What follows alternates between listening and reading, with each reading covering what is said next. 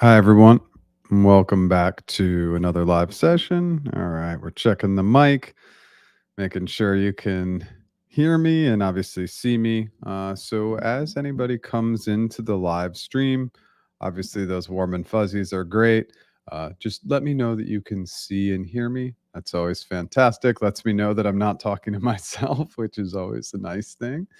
So, as we warm into this session, as always, networking for a new job. Ooh, that's always a little bit of a cringe moment for me. Anytime I put out a video that says anything about networking, usually uh, the views are very low and just not a lot of attendees because networking is this funky thing. And like all of our sessions, the subject area of the live is just for our downtime. If we get slow, we run out of questions, we're going to talk a little bit about networking and why it's so underutilized. And okay, thank you, Brad. You can see and hear me, which is fantastic. Okay, so let's kind of work through things again as you come into the stream.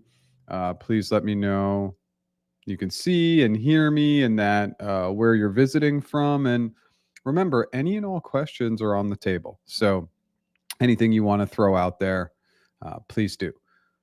As always, let's go backwards before we go forwards. So if you have not had the chance to check out yesterday's video, it's really a behavioral question that's focused on it's a behavioral question that's focused in on clients and how you work with clients.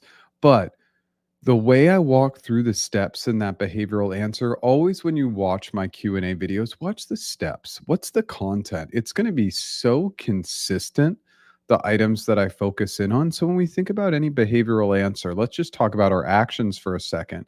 We're always going to talk about that initial data, research, planning, and then we work to create that plan with conversations with key stakeholders. Then we get into the testing and definitely that execution phase of whatever we're trying to solve for. And then we launch, present, document. It's just very standard. And so those are obviously the steps I went through in yesterday's video. So if you haven't had a chance to check it out, please do. I'm still trying to produce more shorts. I need to like mentally get past that, but I'm going to continue to try and push more shorts. The short content is, I think, helpful. And obviously, please, any comments or feedback on the shorts is great. I don't really like chopping up like the lives and producing that as short content. I just don't think the flow is as good as I want it to be personally, even though I know a lot of people repurpose content. It's not really my thing. Okay, what else do we need to chat about? All right, let's dive into a couple of other things and then we'll dive into questions, please. Anything and everything is on the table today. If this is your first time here, for many of you, it's not, but my name is Jeff H. Sight. My business is practiceinterviews.com. And as always, in our weekly lives, I'm going to offer a discount. So 20% discount if you use the coupon code NETWORK, 20% off of our AI tool and the interview mastery course. We have a major release coming out in the AI tool. Hopefully this week. Everything always is a little slow, but it's modular feedback. So we already break the feedback down into sections, but by producing it in a modular way, we think we're going to really enhance the user experience, and we've gotten a lot of feedback on this. So we're really excited about that, and obviously still getting feedback on the interview mastery course that's positive. Still doing one-on-one interview and negotiation coaching and one-on-one strategy sessions. That's kind of resume, LinkedIn, and a little bit of the networking stuff that we're going to talk about today. I go live 9 a.m. Pacific time every Tuesday and new original content every Monday. And then the goal is at least 2 to 3 shorts a week. Okay, let's dive in. Looks like we got some intros here. And then again, in our downtime, we'll talk about networking for a new job. Thank you so much for being here. Glad you like the content. Brad, my savior for audio and video. So thank you. Hey, Mark from Austin. Just am so overdue to get back to that great city. Visiting from India. Thanks for being here late. I appreciate it. Hey, Liz. Good to see you. Sarasota. Amazing. Oh, and we got Daphne coming in from Miami. And then just confirming that shorts are great. And I'm I'll always do kind of two platforms, or typically do two platforms. So I'll do a YouTube short, and then, well, I just shoot a video and then I'll do a YouTube short, and then I'll throw it up on TikTok too. I do not have a very big following on TikTok. It's actually very, very small. But just trying to get onto another platform. All the other ones like Instagram and Twitter, I candidly don't have the time, even though, the kind of joke is, for all of us content creators, there's so much talk about all these tools repurposing across all these platforms and how easy it is, but it's just quite a bit to manage, especially if you're on your own like I am. So let's kind of dive in. So we're early into the session. Please, any questions, comments? We don't really have any questions yet. Anything that's top of mind for you, let's go ahead and bring that into the conversation now. So in our downtime, I'm just going to spend a few minutes as questions come in talking about networking for a new job. And ooh, if you've been here before, wow, you're just going to hear it again if you want to hang out and listen. But the joke between all the content creators in the job space. And I used to have a mastermind group with 3 women who were really in a similar space to me on YouTube. You probably know who they are. I won't share that for confidentiality reasons, but we had a group and we often joked about how our networking videos always bombed. Yet people were coming to us to learn about how to get a job and missing on this very, very critical facet. Why do people fail at networking? Because if you're treating networking correctly, it's a long game. You have to play the long game in networking. And I get it. It's painful. It's painful to not get results. I'm trying to sell and market my AI tool B2B. It's hard. It's a lot of work. It's a lot of rejection. It's a lot of no follow-ups. But that's kind of what networking is too. You just have to go and go and go at it. And the reality is that such a small percentage of people land the job by applying. But yet everybody applies. And of course, I want people to apply to jobs. It's low-hanging fruit. You recognize a job that you're a fit for, great. But just understand statistically, especially now, it's less than a 10% chance. That means there's a less than 10% chance that the next job you land is going to be because you applied. And just that data point alone should push us and kind of force us and encourage us to network more. So, who don't we want to network? Let's actually start with who we don't want to be chatting with. Let's not network with recruiters. I just have not found that to be super valuable. The only kind of use case or edge case for that is a recruiter who is super active on LinkedIn. They're literally posting maybe a minimum of 3 times a week, and they're posting their open roles on LinkedIn. I mean, it's really, really easy for them to do that, but 99% of recruiters aren't posting their specific open roles. But if you find somebody like that, yeah, let's do it. Let's start to network with that person. And that's more straightforward. They have a job. We have a resume. We are a fit. We can reach out to them.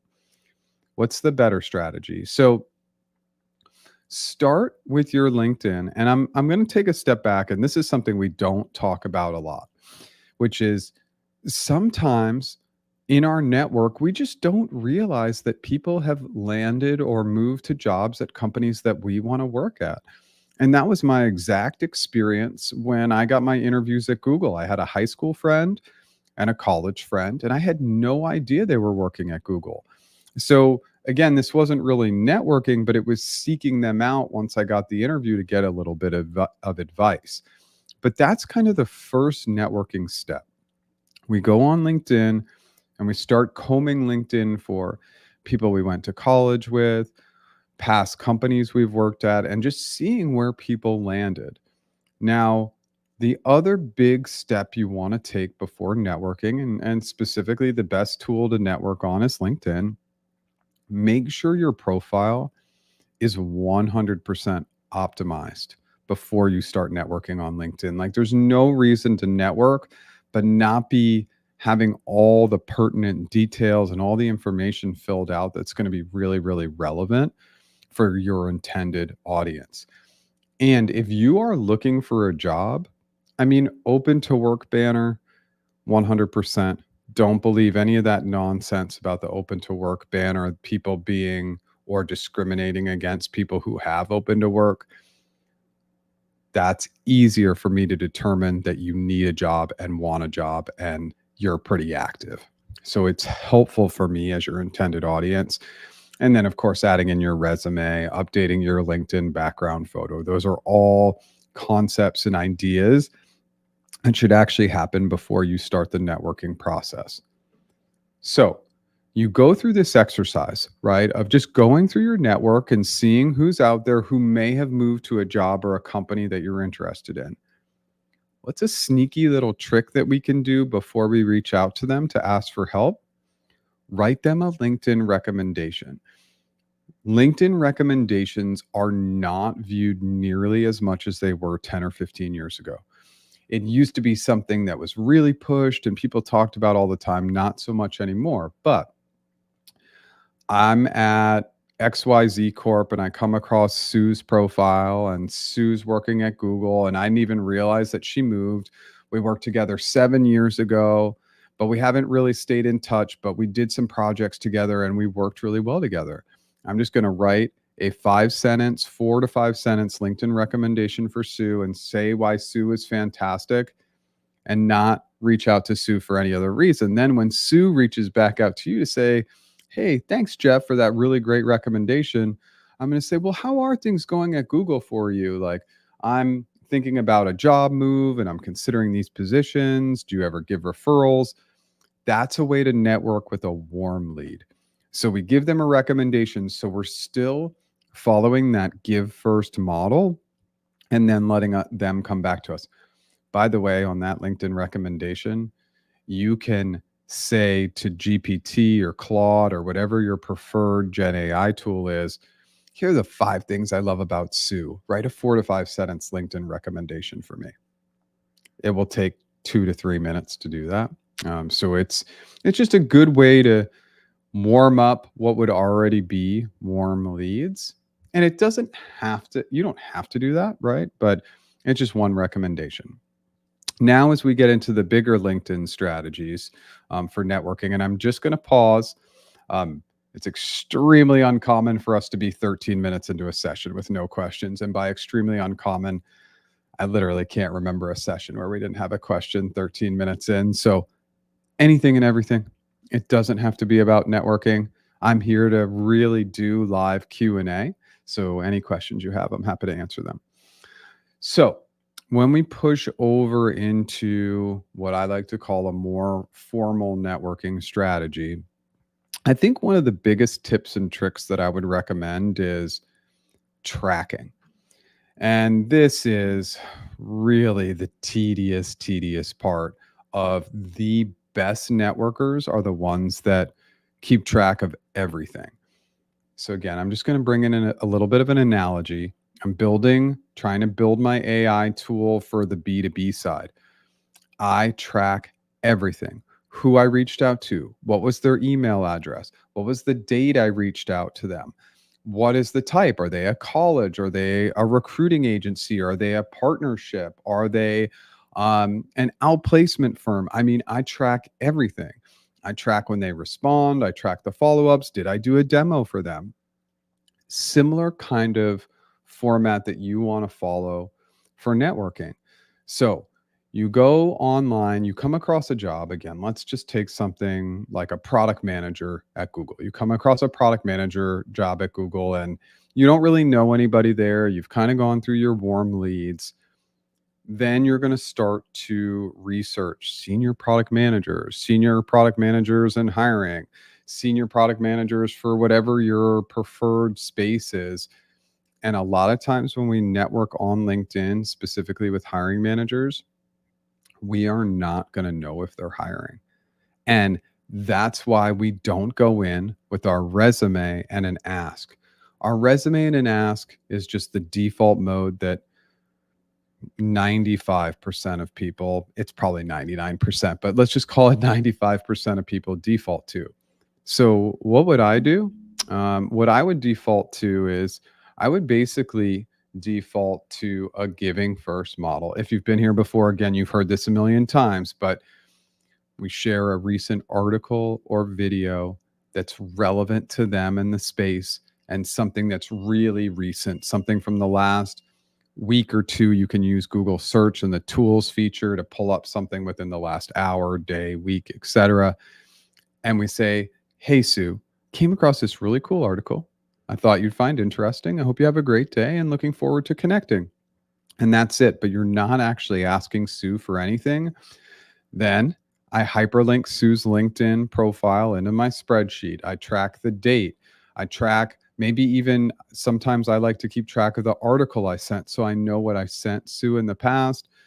And then if Sue does connect with me or respond, I don't really do anything because usually it's not going to be a response. It's just going to be Sue accepts my connection.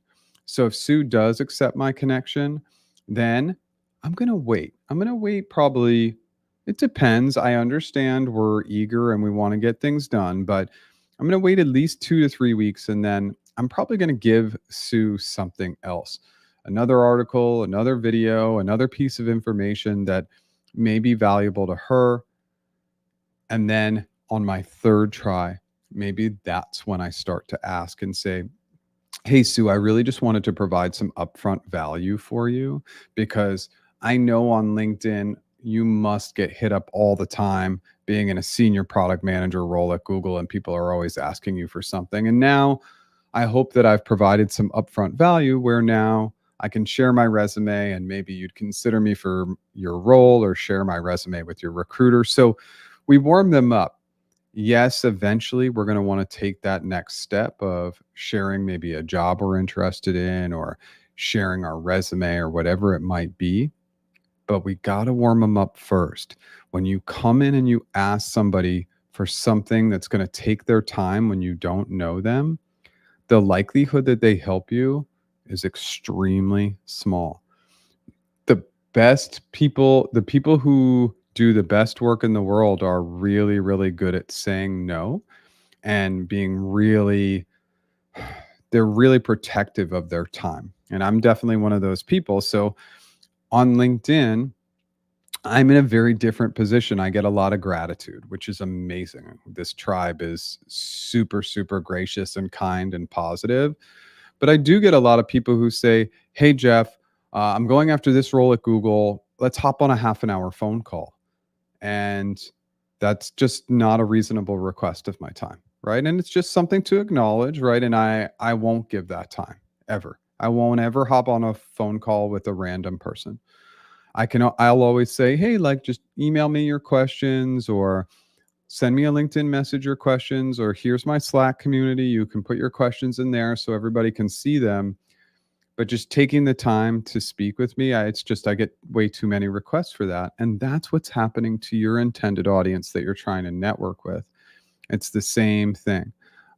So yeah, some really important advice. And I'm realizing that questions did come in and I don't know, this is really funky. I think this happened last week too. I'm forgetting to scroll. So I need to do that. That's my bad. All right, let's dive into some questions. Let's pause on the networking stuff for just a minute. Jeff, I have an off topic. Okay, and there are no off topics, so happy to answer anything. I have my Google interview for an AM role coming up. What questions should I prepare for the GCA? I've been practicing on interview AI tool. Very helpful. Okay, cool. For your AM, for the GCA interview, like GCA interviews are, and let's just go into this additional context for it's an AM for mid-market sales, very common. So the thing to remember about GCAs, and I always talk about this, if we're to cast a wide net, what I mean is what's been most common over the last couple years from what I've seen being external. 2 hypothetical questions, 1 behavioral, 1 random hypothetical question, 1 role-related hypothetical question, and 1 cast a wide net behavioral question. What that means is it's going to be a behavioral question that's not niche down, and you likely have multiple examples. So the tool is really going to help you kind of shape the behavioral and hypothetical side. It's not going to throw something random at you. So with the random question, the most important part and the best piece of advice I can give everybody is that in a GCA interview, when you get that random question, don't solve the question for the question itself. Solve the question like you're in the role.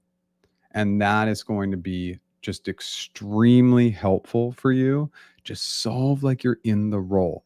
So no matter how random it is, I always talk about the open a pastry shop. Well, if you're thinking about account management in mid-market sales, you're going to think all about how you are going to drive additional sales of blueberry muffins through Google Ads, right? Whether that's YouTube ads or shopping or display or whatever it is. We always solve like we're in the role because people get fixated on things like location and product type, but that's not really relevant to an account manager. An account manager is going to look at optimization, performance. They're going to look at trends. They're going to try and drive brand and revenue. The location and whether it's blueberry muffins or apple strudel or whatever, it's not as important. So I hope that helps. Let me know if you have more questions. Should I have my own website or blog to show off some of my work ideas and to help give the interviewers something to talk about? Well, I'm a big fan of, first of all, blogs, which I think I've been slacking on my blogs a little bit. I try to do them weekly. I think I'm about to hit 100 blog posts. Blog posts are great just for eyes. The SEO on blogs has not gone away. Really, like two of the best SEO items, if you're just trying to build your own personal brand or trying to build your company, are blogs and podcasts. That has remained like a high priority for Google and in Google search. And so those remain great. Now, the website or blog to help give the interviewers something to talk about, I can't and I would never just guarantee, Brad, that they're going to actually look at that stuff. I encourage interviewers to do quite the opposite. I encourage, if I were leading a big organization, I would encourage interviewers to do no research on the candidates, because research creates unintentional bias, in my opinion, positive or negative bias coming into the interview. And I kind of want them to walk in with a clean slate. But it's never a bad idea to build our online brand in a really positive way, because it can do a couple of things. Absolutely, it can open doors from a networking perspective. And it just, yeah, you never know the interesting relationships that will come of you putting content online.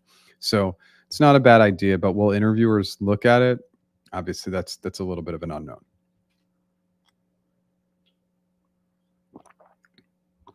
Jeff, your giving model really works sometimes in unexpected ways.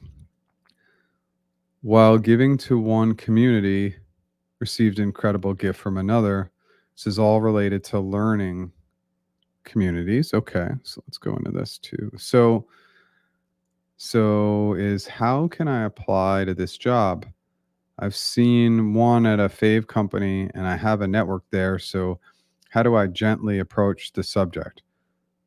Contact is not on the team with the opening. Okay, and let's just go here. PS, I've been contributing to the community related to job openings. So this is my history with the person in contact there.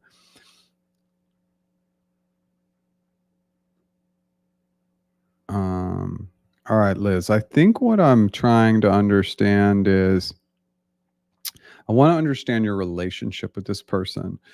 I think I'm a little unclear on your relationship. Come back, let me know what your relationship is with this person, and let's tackle this, okay? Hey, Jeff, I've been watching your content a lot the last couple of days. Awesome content. Thank you so much. I mean, I think this is the beauty of of I'm gonna I'm approaching August, September, October. So it's like beginning of October. So I'm only a couple months away from 6 years on YouTube. Now, some of the early videos make me cringe a little bit. I'm not gonna pull them down, but I think it's getting to be fun that the new videos, I mean, if you go and see the views on the new videos, they're not big views, but I just think the overall amount of content is starting to have a really positive impact because I'm getting close to 500 videos. So I just love that people are still finding me. Sometimes it feels as though nobody finds me anymore, but it's appreciate that and thanks so much for being here. Networking is about shared value creation. Said perfectly. Yeah, I've never articulated it that way, but yeah, we're really trying to provide value up front so that we can get value later on, right? And so we live in a world of instant gratification. People want it now. And I get that and I understand that. And especially if you're looking for a job, wow, it's really stressful for me to just sit here and be like, "Oh, you take a long strategy and that's so easy." I know it's not easy. But delayed gratification when it comes to networking will be all your success. And it's just, if you could see what it's like on the other end, especially to work at some of these elite companies and see the garbage in. I mean, I mean, I got at Google, I probably got at least 100, 200, 300 messages that said, get me a job at Facebook, get me a job at Amazon. I mean, people were just cookie cutter sending it out and they weren't even changing the name of the company. And so when somebody gets something that's they're receiving, it just feels so different in a really positive way.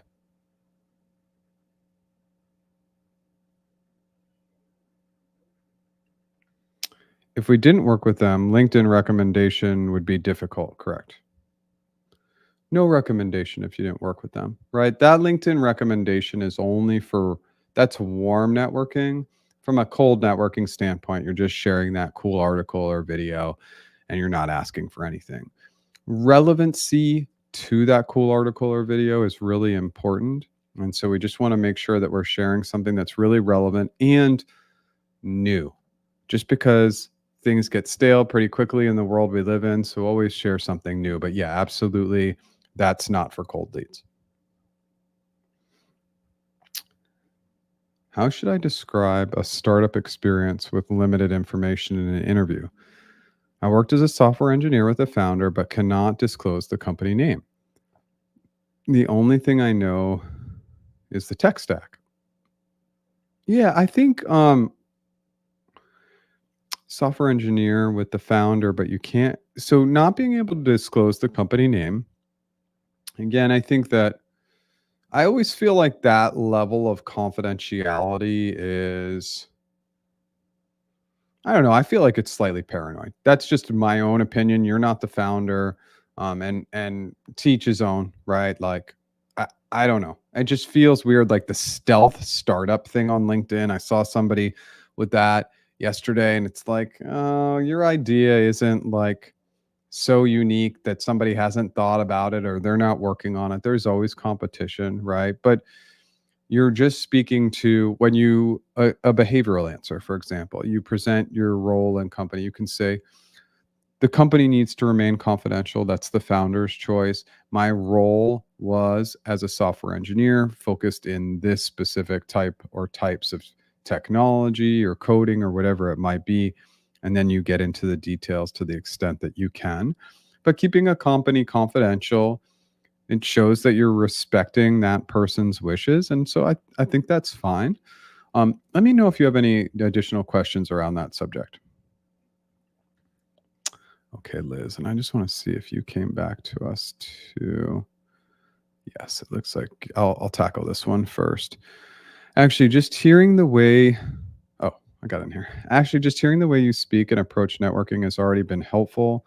Why? Because I realized I do know the person and I will be speaking to, and they are trying to help. Okay. Yeah, I mean, especially oftentimes our warm leads, like our warm refers, like they do want to help. And I want to help as many people as I can, right? And there are boundaries and constraints around that help. And so when we're networking, people have like really big boundaries and constraints. And like my constraint when I was a Google recruiter and still to this day, and people still send me resumes. They'll send me a resume and say, find me a job, or this is my resume, get me a job at Google. I mean, that's one of my constraints, right? I just, that's an awareness item and I simply will not help that person, right? So I think what you're talking about is really important. Okay, we're at the 30s. I am going to take at the 30s, I'm just going to take 30 seconds to talk through my services and then we'll go right back into questions. Coupon code network, 20% off the AI tool and interview mastery course today. Again, the AI tool has a major, awesome update coming either this week or next week with modular feedback. It's going to be amazing. And I can already tell you that none of the competitors offer anything close. So I'm really excited about that. And obviously still getting great feedback on the interview mastery course. I'm still doing one-on-one interview coaching, one-on-one negotiation coaching, and one-on-one strategy sessions. That's resume, LinkedIn, and networking. You can find all that at practiceinterviews.com. I go live 9 a.m. Pacific every Tuesday and new original content every Monday. If you like what I'm doing today, smash that like button. If you've never subscribed, consider subscribing. All right, let's dive right back in. Hey, Jeff, I'm a dev with 10 years of experience. I took the last 8 years off work. I'm into my round 2 of Google interviews, but I'm concerned HC will throw me out even if I do well in the interviews. Thoughts? Well, just remember that everybody's journey is unique. I know that that's that sounds, when I say it out loud, it sounds just too generic, right? But the reality is that you're in these interviews for a reason. Now, HC might bring you down a level, just saying your recent most relevant experience isn't as relevant. So they might try and bring you in at a lower level. But we all have times in our life where we need to take time off for any host of reasons, right? And so control what you can control. You cannot control that you took the last 8 years off for whatever reasons, and we don't need to dig into those reasons. What you can control is absolutely crushing the interviews. That's the piece you can control. So that's where I really want you to spend your time focused, is saying, I can control this item and I'm just going to do my best to prepare and practice and go in, because all the other stuff is outside of your control. I don't know if that's a great answer, but I hope it helps. Hey, Jeff, I just cleared my interviews for an L5 TPM role. Okay. And though I didn't get the role, I was recommended as a strong L5. Okay. I'm currently in the team match phase. What should I expect? And any advice for next steps I should take, advice and thoughts? All right, Mohammed. You didn't get the role. So you just cleared all your interviews for an L5. So maybe for that specific role, they identified somebody who is a little bit of a closer match, but now they've put you into the team match phase. The team match phase is such a funky phase, but what you should expect is you should expect that when you get into those team match calls, you have to show great energy, excitement, and enthusiasm. You have to ask great questions, and those questions cannot be all about you. You have to bring in questions about them. People love to talk about themselves, myself included. Look, you see me bring in the context of my experience, of my life, of my stories, right? Because that it gives me enjoyment to share. I'm more of a listener by default, but the reality is that in those team match calls, you have to be ready for anything, but you can control bringing in great questions, showing enthusiasm, being excited. Now, for next steps you should take, if and when you identify a role that you feel is a fit for you, you share that with your recruiter and say, "Hey, I feel like this is a good fit. Could you team match me for this?" But you will share the exact link to the job, 3 to 5 bullets for why you're a fit, your availability to get into the team match phase, and an updated resume for why you're a fit for that role, like or the resume that aligns by changing out the summary bullets. The recruiter should work for you, but we got to do some of the work too. So just make sure that when you do find a position that you think is a fit, you're sharing it with them. Just don't overwhelm them. You start sending them 5 to 10 roles a day, they're not going to do the work one at a time. I hope that helps. Let me know if you have more questions.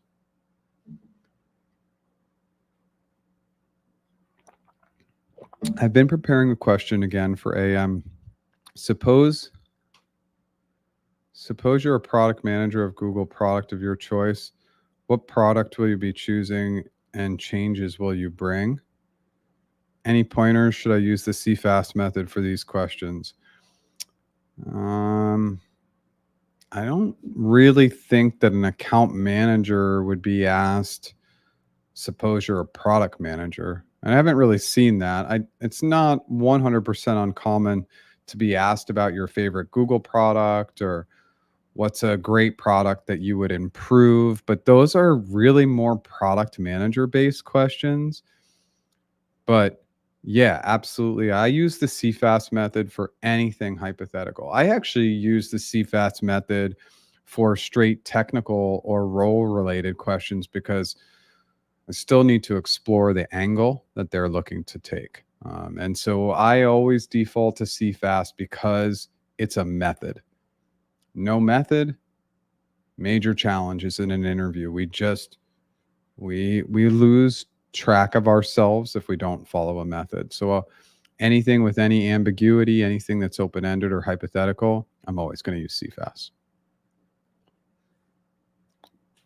Relationship equals person, works at company where job opening is, but she knows me from volunteer work. Fantastic. And by the way, this is also a networking item that has some real strong duality. Volunteering. This was one of the biggest strategies I took in 2010 when I reached out to people. I would see if they were doing nonprofit work and I would say, "Hey, can I volunteer with your organization? Anything I can help with?" I think I've shared this story maybe once before, and now it's been almost 15 years, so I can't even remember. But I think at one point, one of the people I reached out to wanted me to do fundraising for his son's high school, like water polo team. And I said, sure, I'll do some reach outs. But volunteering in general, like let's just say you get out there, whether you volunteer behind this computer screen and you can do it that way, or you go to a food bank or whatever it might be, volunteering is not only great for your community and just a great thing to do, but it is a great way to network. Why? Because most of the people who volunteer have a giving mindset and they have a ton of awareness about the needs of others. Volunteering can lead to a ton of networking opportunities. So, yes, Liz, it's been great volunteering with you. And now I need a favor. I just need to ask. Like, I see you're here and will you help me? And I guarantee you that they will. Right. So, that just can be very, very transparent. I would still consider that a warm lead. And I would just say, get after it. And if they don't help you, no big deal. And let's just go to the second part. And I should add that she has not been in a role long, so may not feel confident about referring me. Take the risk. It's a little thing, you know? And by the way, like in some of these referral systems, they're going to ask, have you worked with this person? How well do you know this person? And they might just note, hey, I don't know Liz that well, but this is what I like about Liz. And she has a great background. And so I would still ask. And that's the other default thing. When it's warm or semi-warm, we don't have to go to that give first model. We go into an asking model. If we feel like we have any advantage to ask, we got to ask because these jobs will go quickly. Is it appropriate to share additional research materials after an interview? I conducted research based on the company's pain points discussed during the interview and developed potential solutions. Appropriate, yes. Impactful, maybe. Okay. So, um, I like this approach better than a lot of the other approaches I've seen, which is people get into an interview, they mess up a question, and then they resend the answer or re-say why they're a fit. That's something even that I've done, and it never works. But strategic wise, like developing a solution or a plan can be really impactful. So again, I'll share just to go on to a side note and share my personal story. I don't know if I've ever shared this in a live session, maybe once, but it's probably been years. So going back to 2010, I got laid off on December 31st of 2009 when the economy was terrible after the housing market crash. And I was doing all my networking, and then things started to pick up after, 4 to 5 months. I started getting a bunch of interviews, and here's what happened. I went and I interviewed for this agency recruiter role. And what I didn't know is I didn't get the job, but I didn't know that.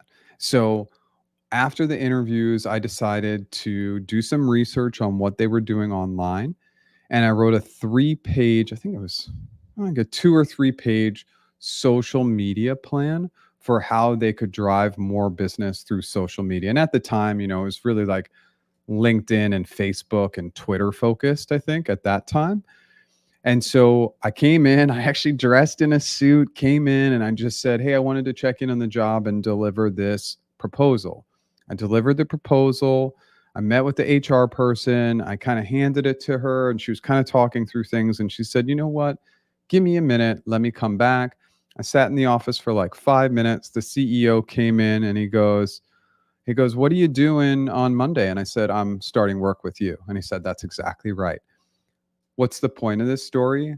They were going to hire 2 recruiters, and I wasn't one of them. But what they did was they hired a third because I did what you're talking about. I took initiative to come up with a solution that they found really valuable.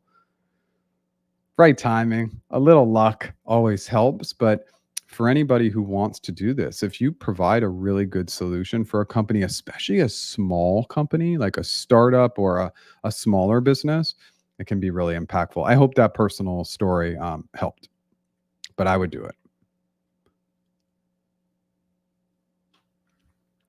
Hey, Jeff, about resumes. Is a sorry. My first fumble of the day. I was relatively sharp with my words today, I think. Hi, Jeff. About resumes. Is chronological resume always the best, or can I put only the most relevant roles in any order? Chronological. And here's why. In a real world, we would make our resumes way more interesting. But one major reason not to is because recruiters and hiring managers are so used to seeing resumes in a certain way that if you change that strategy, you're going to alienate some people. Whereas if you send a straight chronological resume, it's just something that they can grasp and read through very quickly and not have any confusion. Creating confusion in resumes means people move on. That's why even like that sidebar with like other information, I'm looking left, right, up, down. I don't know where to look. I'm just going to move on. A classic straight up resume, that header with your name, your info, bulleted summaries that don't go over one line. Think 5 to 7 of those that are very job specific to the role and specific items. Then your chronological experience, education, and then a bottom technical summary / skills section. Just go with that classic format. It works. And there's a reason why it's worked and been the tried and true for a very, very long time. Hey, Jeff, good morning. I've been seeing your 3 or 4 year old videos, and they're really good. By the way, just a question. How long were you at Google? Just under 5 years. Let's just call it 5 years. It was pretty close. But I spent 5 years there, and again, I'm pretty transparent. I think 3 to 4 years would have been better. I think I was just totally burnout by the end, and I was really pushing at the end to keep my performance up, but I had just mentally moved on. And again, for full transparency, I mean, I was a very old individual contributor recruiter for Google. I was 40 years old, and all the individual recruiters were 25. And there's nothing wrong with the age discrepancy. It was just more about me needing to do something different with my life. I was just pretty much done with recruiting. I wanted to do something different. I didn't know what at the time, but yeah, so 5 years. And I think that what I always tell people, especially if you want to get into Google, now you really only need to spend a couple years there. I mean, again, it's up if you have a great manager, you're loving the job, you're loving the work, fine.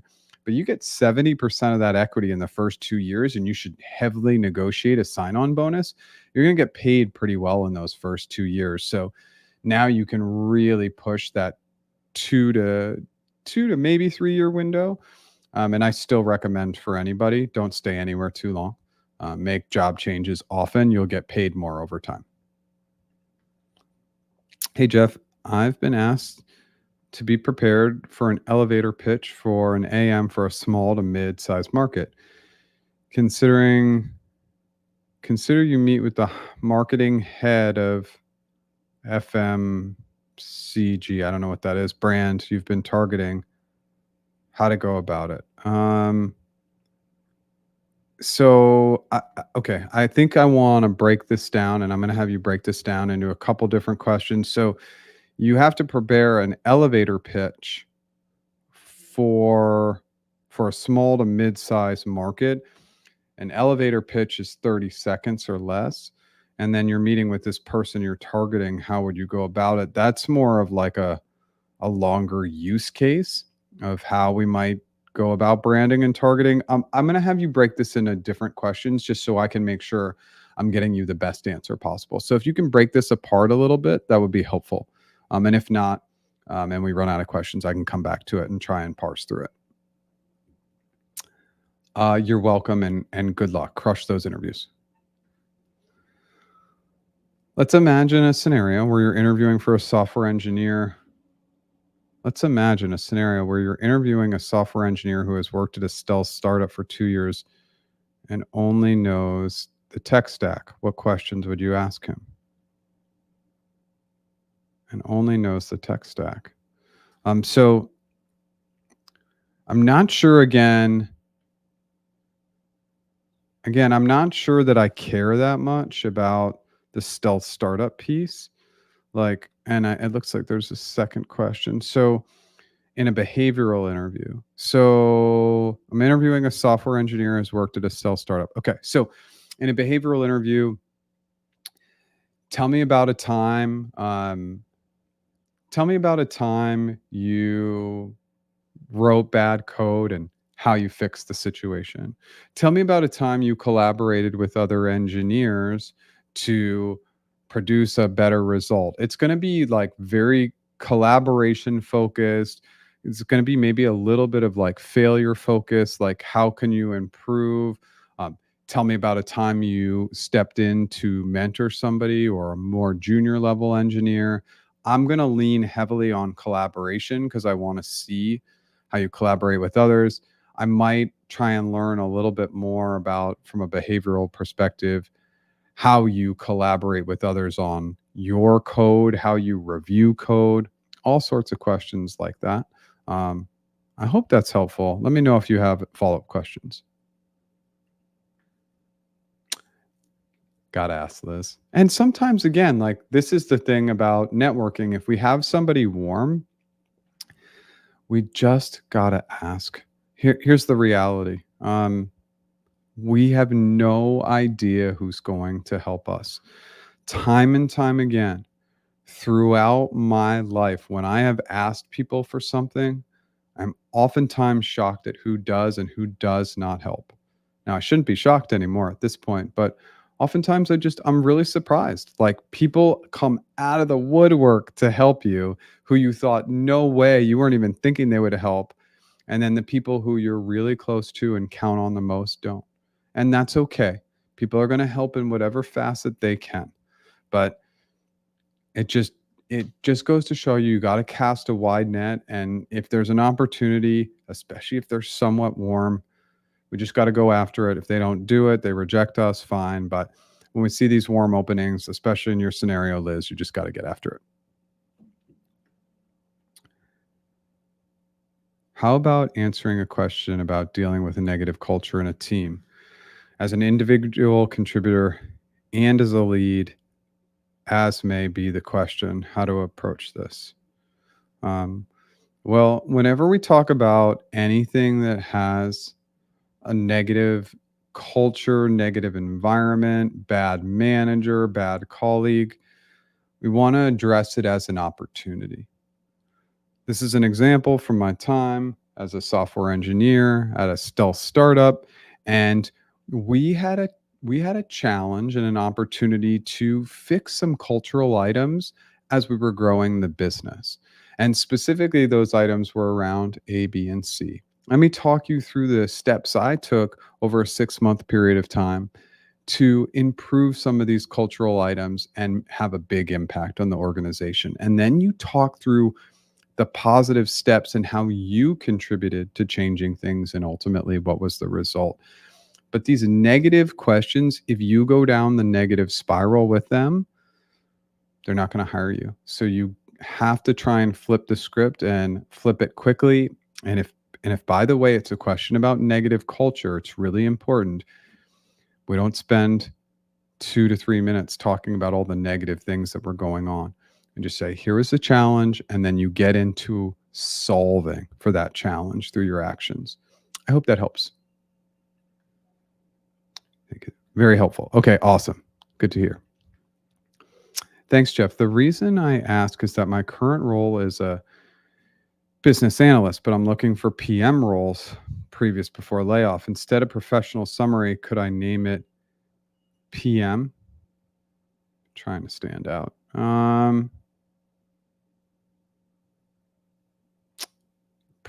Instead of professional summary.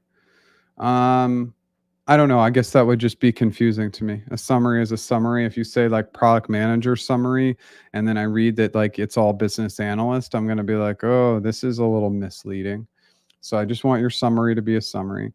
Now you can align concepts, ideas, and skills that are transferable between PM roles and analytical roles. And there are definitely a lot of transferable skills there. But yeah, I'm not sure that I would just call it out as product management or again to me, or if it's program management, I'm not sure, but that seems, I don't know, it feels a little bit misleading. That's all. The recruiter, okay, now we're back. Thank you for restating. I appreciate it. The recruiter asked me to prepare an elevator pitch I would be giving to the head of marketing firm I am targeting.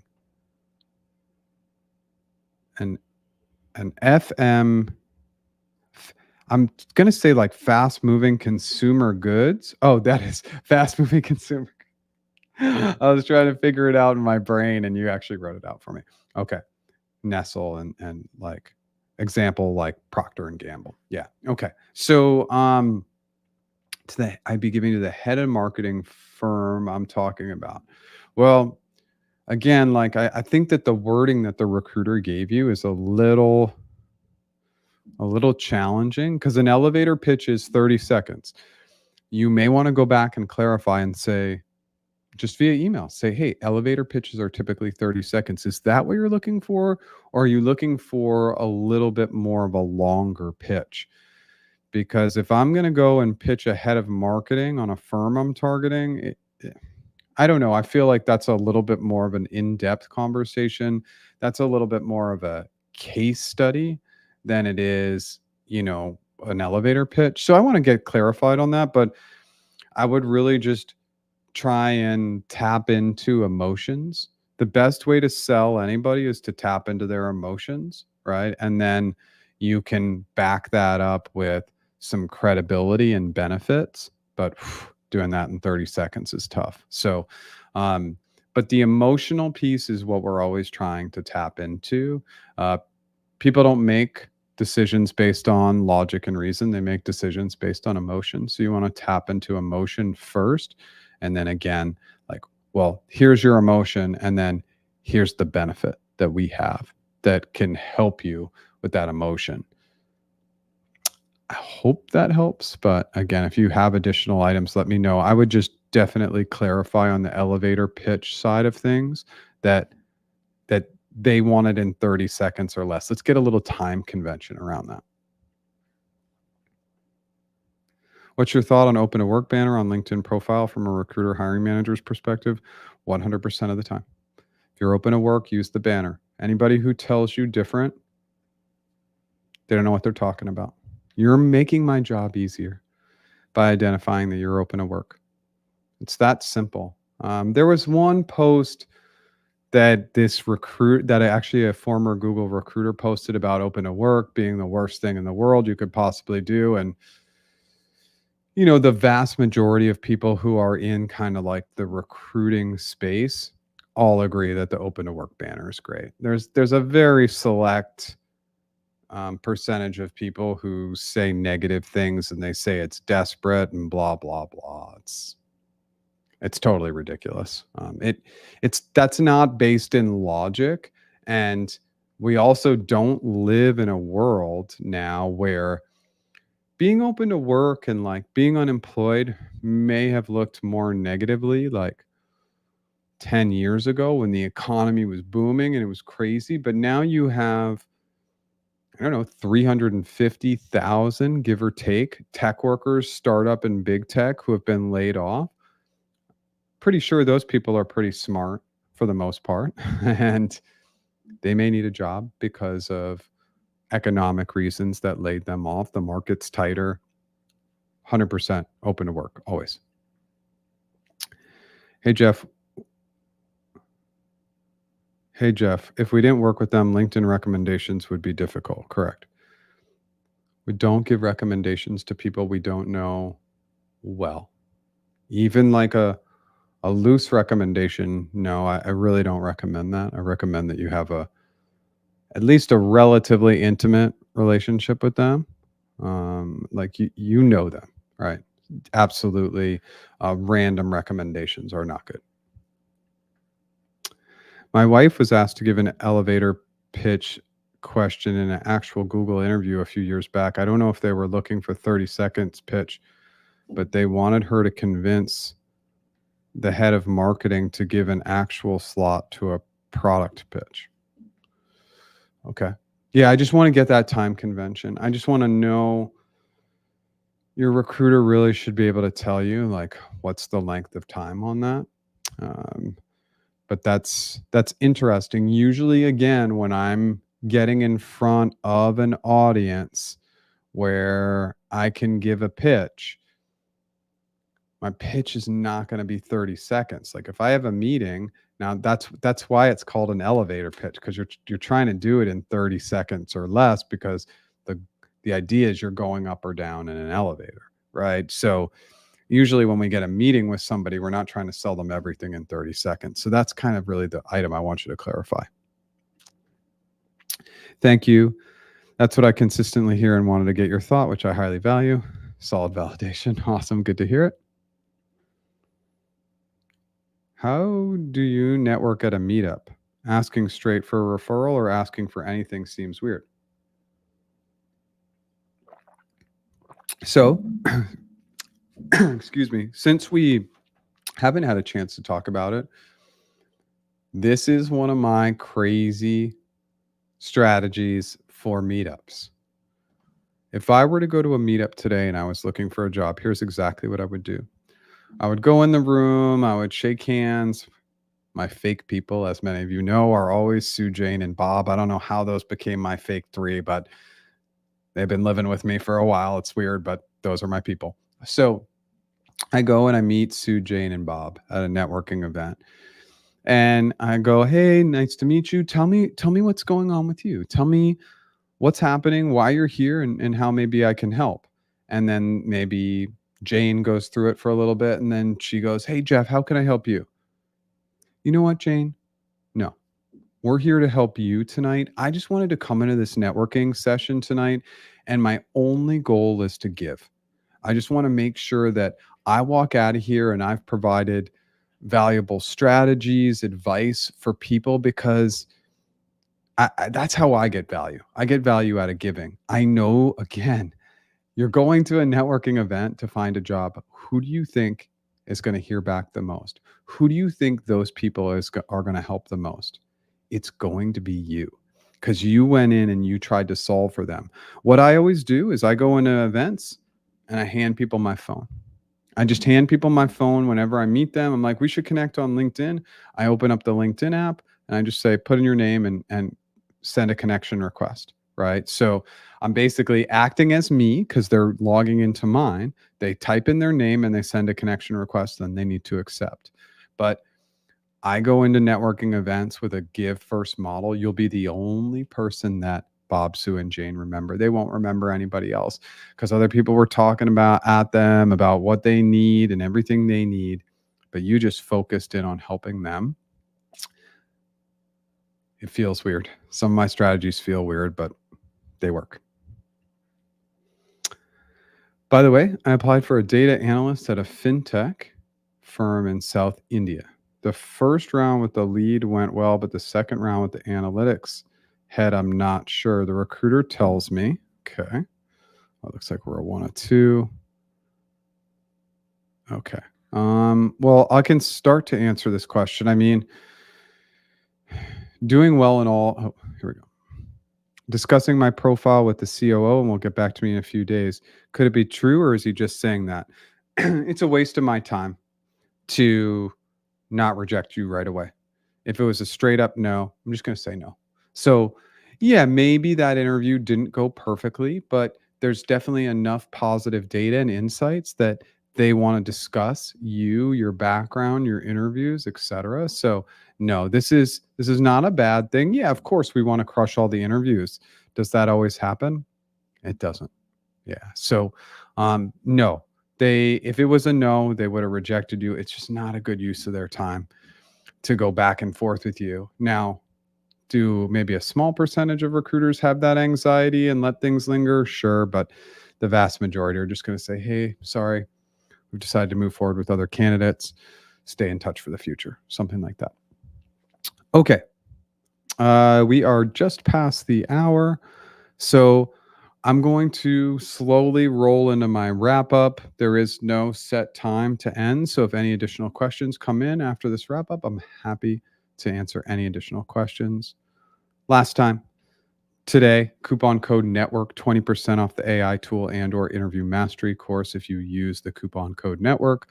Still do one-on-one interview, one-on-one negotiation, and one-on-one strategy sessions. That's resume and LinkedIn. All of that you can find on practiceinterviews.com. We've got a ton of free resources. We got our Slack community. I have a blog with almost 100 blog posts. So tons of stuff to review at practiceinterviews.com. I go live 9 a.m. Pacific time every Tuesday, new original content every Monday. And I'm trying to throw out more shorts now. If you like what I did today, smash that like button. And if you've never subscribed, please consider subscribing. I am going to come in and answer any last minute questions, and then I'm going to bounce off. Hey, Jeff, any advice before the AM round interview at Google? Yeah, stay in the tool, keep practicing. Practice, prepare, practice, prepare. And for any AM, just learn as much about Google Ads as you can. They say it's not important, but on the hypothetical side, when you bring relevant ads, whether it's YouTube or shopping or display or search or whatever it is, it helps. So 80-20 rule. 80% of your time is preparing and practicing for the interview. 20% of your time, learn Google Ads.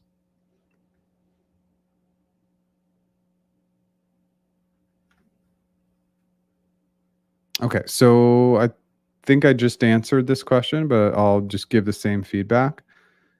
You don't ask for anything. You just give. You just try and help people as much as possible. Um, More experience, less experience doesn't matter, because if you're following a giving model, that's all that matters. You are giving to the people in that room.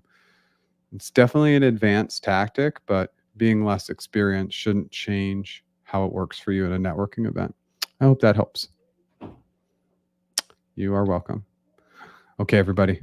We've hit a end point here. I'll be back next Tuesday at 9 a.m. live. And in the interim, if you have any questions, feel free to leave YouTube comments. I answer all YouTube comments and any questions in the Slack community as well. Have a great day.